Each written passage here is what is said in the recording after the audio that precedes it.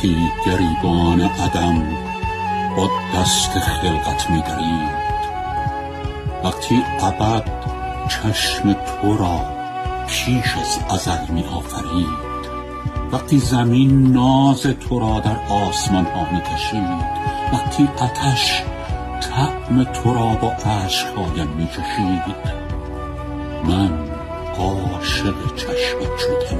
نه عقل بود و نه دلی، چیزی نمیدانم از این دیوانگی و عاقلی.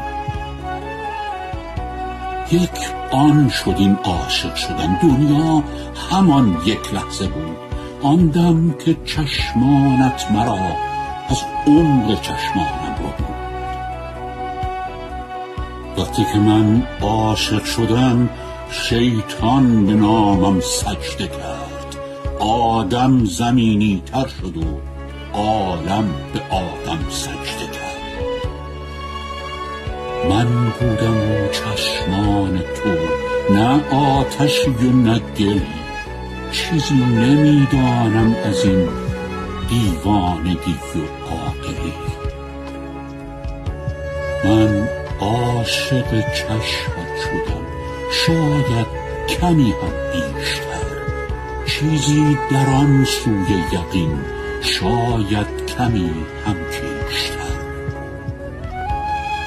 آغاز و ختم ماجرا لمس تماشای تو بود،